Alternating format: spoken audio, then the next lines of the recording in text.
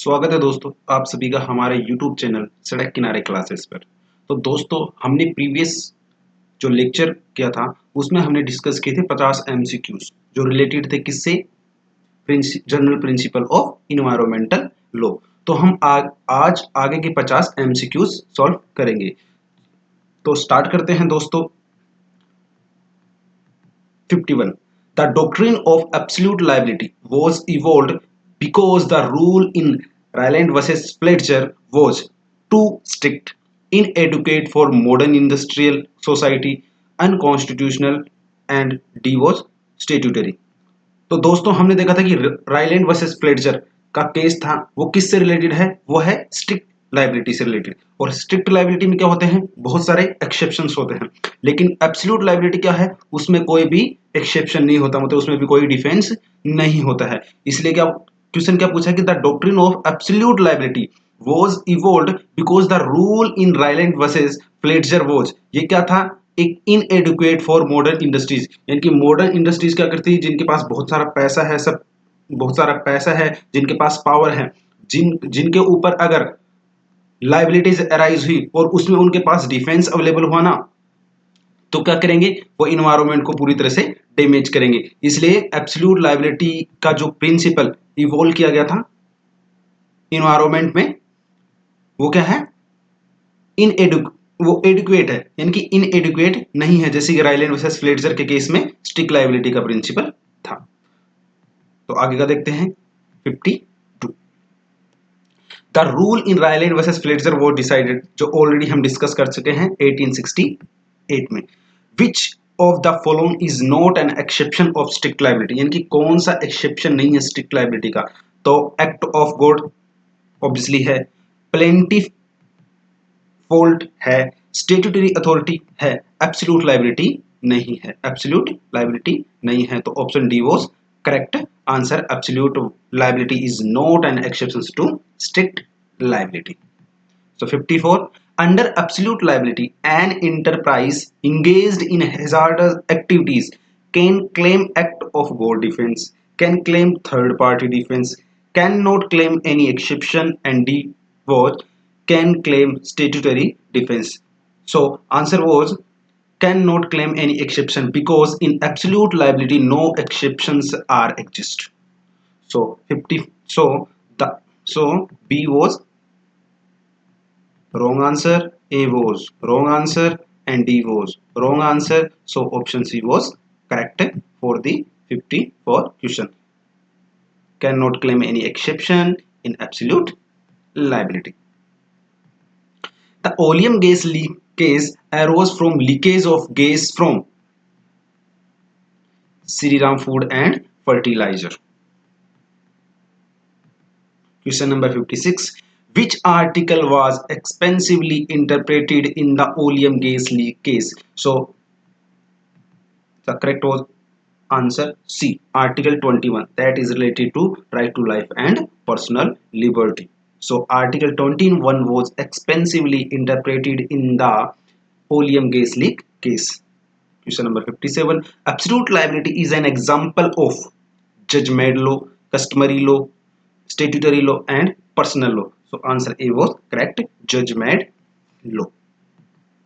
Polluter pays principle was expressly recognized as a part of environmental law in India through which case? तो polluter pays principle में दोस्तों हमने क्या पढ़ा था? पोल्यूटर पेज प्रिंसिपल में पढ़ा था कि जितना पोल्यूट किया जाएगा किसको, इन्वायरमेंट को, उतना क्या किया जाएगा?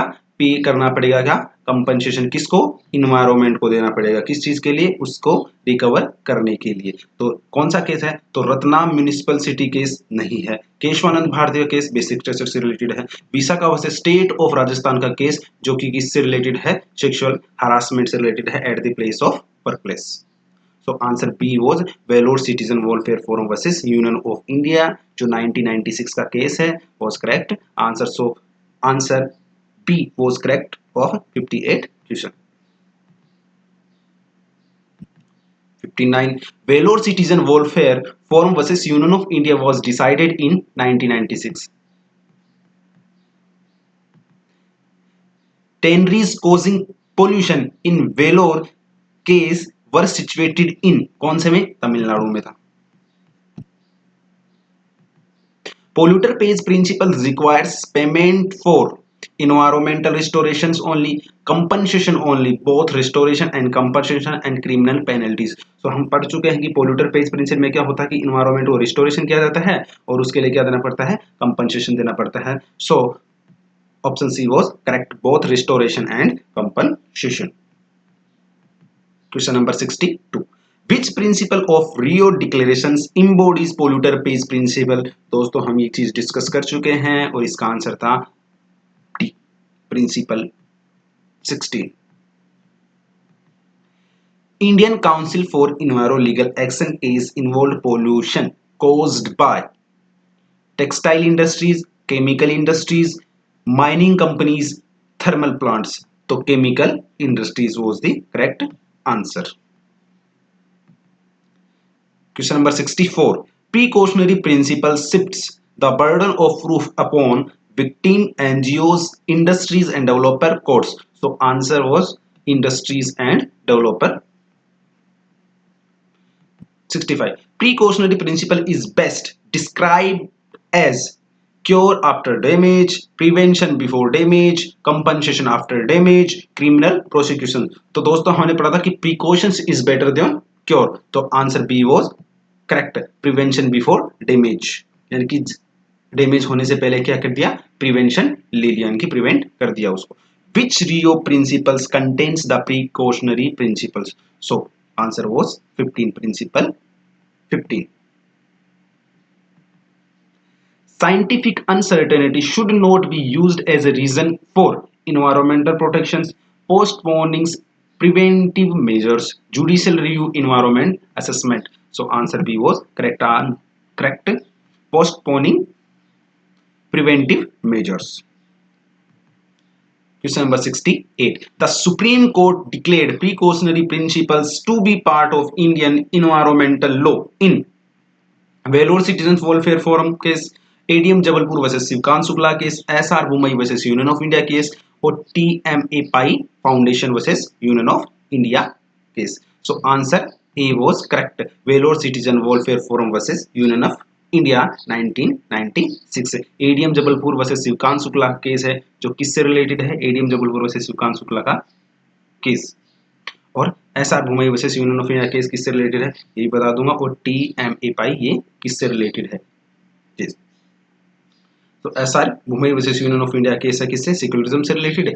एडीएम जबलपुर वर्सेस शिवकांत शुक्ला का केस है, हेबीज कॉर्पस केस के नाम से भी जाना जाता है, शिवकांत शुक्ला वर्सेस और एडीएम जबलपुर वर्सेस शिवकांत शुक्ला के केस को. उसके बाद है public trust doctrine in India was firmly established in. Public trust doctrine यानी कि पब्लिक ट्रस्ट डॉक्ट्रिन कौन सा केस था, कमलनाथ का केस था. तो MC Mehta versus Kamal Nath. Next one, according to public trust doctrine the state is, state क्या होता है, एक ट्रस्टी होता है, not honour, not a tenant, not a beneficiary. So answer B was correct. 71. Which natural resources is not generally covered by public trust doctrine? तो कौन सा नहीं किया, एयर किया गया है, फॉरेस्ट भी किया गया है, रिवर भी किया गया है, कौन सा नहीं किया गया है, तो वो है private residential property. Because in A private residential property someone has the private ownership. So answer 72. Public trust doctrine originates from Roman law, Hindu law, Islamic law, Canon law. So option A was correct, Roman law. 73. The US decision associated with public trust doctrine is Brown versus Board, Marbury versus Madison, Illinois Central Railway Board case, Roy versus Wade. So option C was correct, Illinois Central Railway Board Railway Road case, because Marbury versus Madison, this case is also known as the judicial review case, first judicial review case. The theory of intergenerational equity was developed by, intergenerational equity developed by Edith Brown Wiss. So option A was correct answer. So 75. Intergenerational equity seeks fairness between rich and poor, states and center, present and future generation, employer and employee. So option C was correct, present and future generation, because intergenerational equity principle based on that क्या बोलता है कि आज की जो generation है वो क्या कर सके, नेचुरल रिसोर्सेज का यूज कर सके, और जो फ्यूचर की जनरेशन है उसको उसके साथ कॉम्प्रोमाइज ना करना पड़े, इसलिए जो फ्यूचर की जनरेशन है उनके लिए क्या करे, उसको क्या करके रखा जाए, कंजर्व कर रख के रखा जाए, किनको, नेचुरल जो रिसोर्सेज हैं उनका कंजर्वेशन किया जाए, किस चीज के लिए, फ्यूचर जनरेशन के लिए। Sustainable development was defined in the Stockholm declarations, Brundtland Report, Kyoto Protocol, and Montreal Protocol. So option Brundtland Report 1987. Meeting presents needs without compromising future generations is associated with precautionary principle, sustainable development, polluter pays, public trust doctrine. So meeting presents needs without compromising future generation is associated with sustainable development program. Deep pocket theory is primarily based upon, deep pocket theory किस पे based है, so deep pocket theory is primarily based upon financial capability of defendant, यानी कि financial capability कितनी है defendant की, criminal intent के ऊपर नहीं है, उसके बाद मीन्स रिया नहीं है, उसके बाद सॉवरेनिटी नहीं है, so option A was correct answer. उसके बाद deep pocket theory become relevant in India after Bhopal gas disaster, Keshavananda Bharati, emergency, Mandal case. तो मंडल केस नहीं है, इमरजेंसी से रिलेटेड नहीं है, केशवानंद भारती बेसिक स्ट्रक्चर से रिलेटेड नहीं है, सो answer was Bhopal gas disaster, so option A was correct answer. 80. Deep pocket theory promotes effective compensation, judicial review, criminal punishment, separation of power. So separation of power नहीं है, criminal punishment से नहीं है, promote नहीं करता है, जुडिशियल रिव्यू को promote नहीं करता, ये किस चीज को करता है, इफेक्टिव कंपनसेशन को। So option A was correct option answer of question number 80। So 81 MC Mehta is popularly known as, MC Mehta popular क्यों है, so father of Indian environment litigations, father of constitutions, no, father of labor law, so father of labor law भी नहीं है, father of criminal law भी नहीं है, father of constitution भी नहीं है, so option A was correct answer, father of Indian environmental litigation। 82 Ratlam municipality versus Vardhachand is related to, Ratlam municipality versus Vardhachand is related to public nuisance, किससे related होगा, public nuisance, क्योंकि divorce से related नहीं है, taxation से related नहीं है, election से रिलेटेड नहीं है। रूरल लिटिगेशन एंड इंटाइटलमेंट के अंदर वो dealt with mining activities, air pollution, noise pollution, and D option was marine pollution. So answer A was correct, mining activities। 84 Subhash Kumar versus state of Bihar recognise, Subhash Kumar versus state of Bihar recognise करता है right to pollution free water and air under article किसके होगा, article 21 के, किसके होगा, article 21 के, जो किसका पार्ट है, right to life and personal liberty का पार्ट है। तो Subhash Kumar versus state of Bihar recognise right to pollution free and water and air. 85 in MC Mehta Ganga pollution case the issue concern, Ganga pollution case में क्या इश्यू कंसर्न किया गया था, उसमें कंसर्न किया गया था कि रिवर पोल्यूशन, इनकी गंगा जो रिवर थी वो पोल्यूट हो रही थी।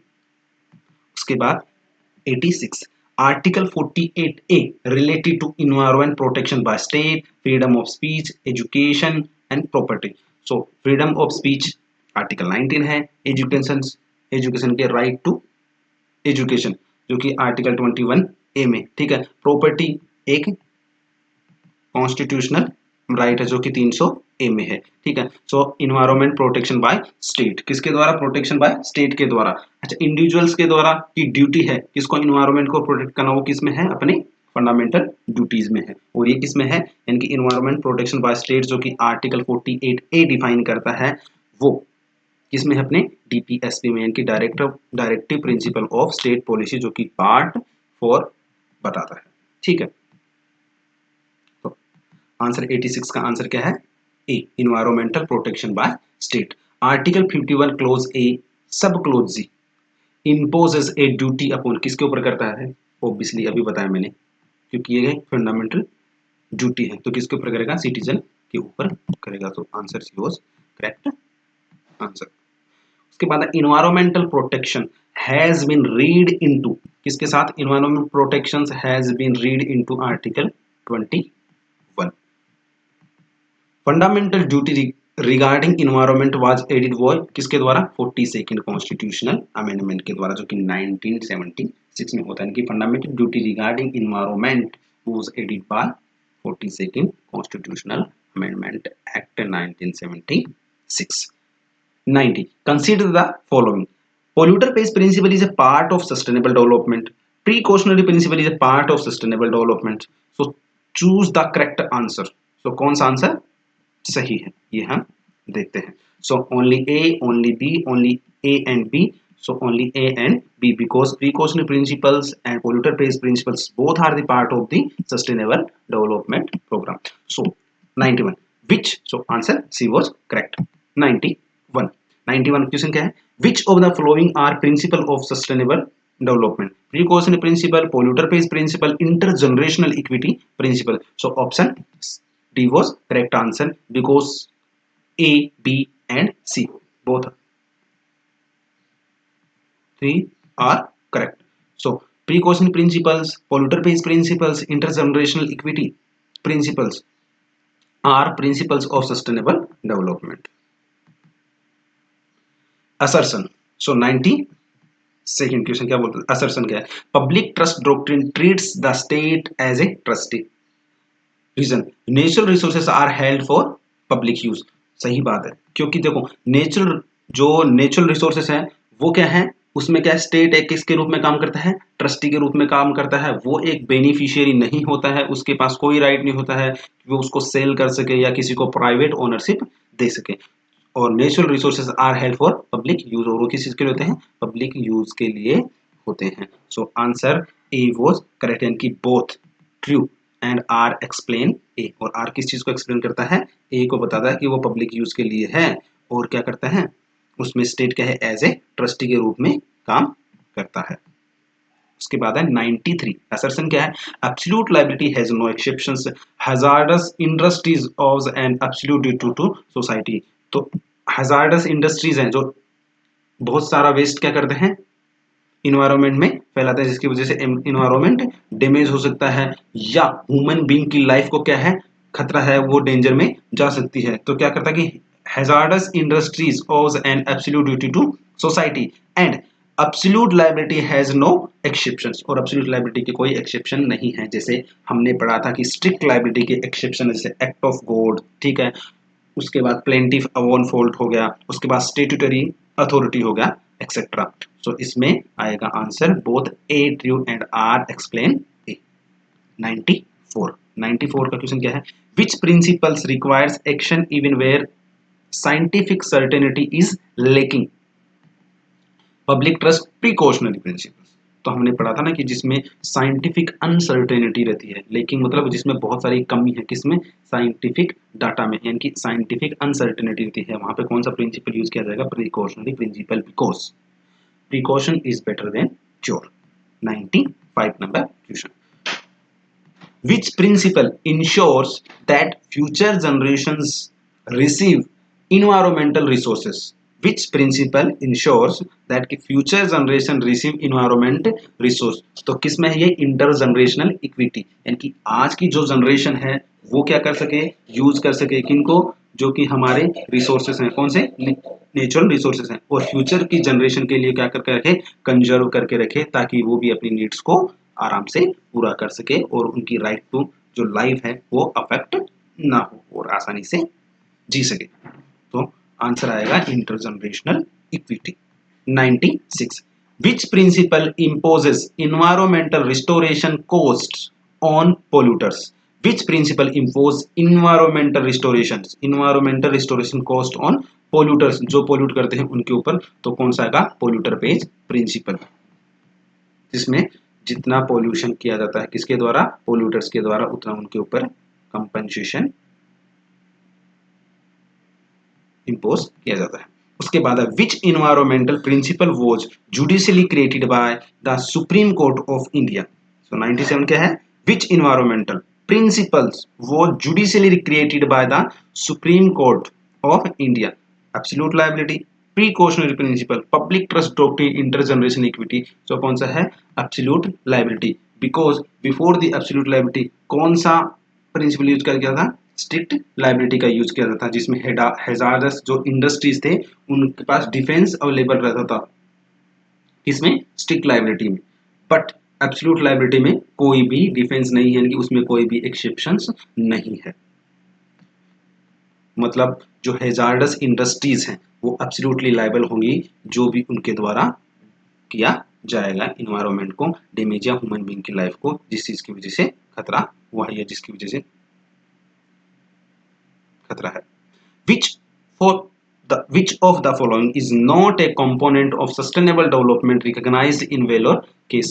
Question number 98, which of the following is not a component of sustainable development recognized in Vellore case? So precautionary principles, polluter pays principles, intergenerational equity, parliament, sovereignty. So precautionary principle भी है इसमें, obviously polluter pays principal भी है इसमें, obviously intergenerational equity भी है। सो नहीं है वो, कौन सा नहीं है, वो नहीं है parliament sovereignty. So answer D was correct answer. 99 question number, which case is mostly frequently cited for absolute liability. किस केस में मोस्टली फ्रीक्वेंट साइटेड की गई थी, किसको, एब्सोल्यूट लायबिलिटी को। सो वो केस था oleum gas leak case. Option number A answer. The most important environmental principles for preventing irreversible damage, मतलब जो रिवर्स नहीं किया जा सकता, जिसमें एक बार खत्म हो गया इसका मतलब फिर से उसको प्राप्त या फिर से उसको गेन नहीं किया जा सकता। Damage before it occurs is, so polluter pays principle में तो किया जा सकता है, तो ये तो नहीं होगा क्योंकि उसमें क्या क्या जितना पोल्यूशन किया उसको रिस्टोर कर सकते हैं, किसके द्वारा, कंपनसेशन इंपोज कर सकते हैं। डीप पॉकेट थ्योरी नहीं है इससे रिलेटेड। पब्लिक ट्रस्ट डॉक्ट्रिन से रिलेटेड क्या होता है कि भाई स्टेट एज ए ट्रस्टी के रूप में काम करता है और पब्लिक के पास एक्सेस होता है किस चीज का, कि वो नेचुरल रिसोर्स को यूज कर सके, ठीक है। तो प्रीकॉशनरी प्रिंसिपल में, यानी कि प्रीकॉशनरी प्रिंसिपल में अगर प्रीकॉशंस नहीं लिए गए और इन्वायरमेंट को डैमेज हो गया, सो उसके बाद उसको फिर से रिस्टोर नहीं किया जा सकता, या उस किसी हैजार्डस इंडस्ट्रीज के केमिकल्स लीक की वजह से, गैस लीक की वजह से बहुत सारे लोग मारे गए, तो किसी की जान वापस नहीं आ सकती है। तो क्या आएगा, प्रीकॉशनरी प्रिंसिपल्स, यानी कि precautions is better than cure. इसीलिए भोपाल गैस जो डिजास्टर हुआ था 1984 में, वो क्या था, वो डैमेज क्या होता है जिसमें बहुत सारे लोग मारे गए थे, वो क्या था, एक इरिवर्सिबल था, यानी कि प्रिवेंटिव इरिवर्सिबल डैमेज, यानी कि ऐसा डैमेज जिसको मतलब प्रिवेंट करना जरूरी है। अगर कोई एक्टिविटीज ऐसी लगती है हैजार्डस एक्टिविटीज जिसमें फ्यूचर में जाके क्या हो सकता है, उसकी वजह से ऐसा डैमेज हो सकता है या ऐसा लॉस हो सकता है जिसको फिर से रिकवर नहीं किया जा सकता, यानी कि जो इरिवर्सिबल है। तो दोस्तों आज की क्लास यहीं समाप्त करते हैं। हमने 100 एमसीक्यूज रिलेटेड थे किससे, general principle of environmental law से रिलेटेड डिस्कस की हैं। दोस्तों हम जितनी भी क्लासेस सड़क किनारे क्लासेस पे करेंगे, जितने भी लेक्चर से रिलेटेड, जितने भी टॉपिक से रिलेटेड, उनसे रिलेटेड हर एक टॉपिक से रिलेटेड आप सभी को यहाँ पे एमसीक्यू सॉल्व करवाए जाएंगे। और जो भी डाउट होगा आपका वो आप कमेंट बॉक्स में कमेंट कर सकते हैं। और आज की क्लास अच्छी लगी हो तो इसे ज़्यादा से ज़्यादा शेयर करिए। हमारा यूट्यूब चैनल सड़क किनारे क्लासेस को सब्सक्राइब करें। Bye bye.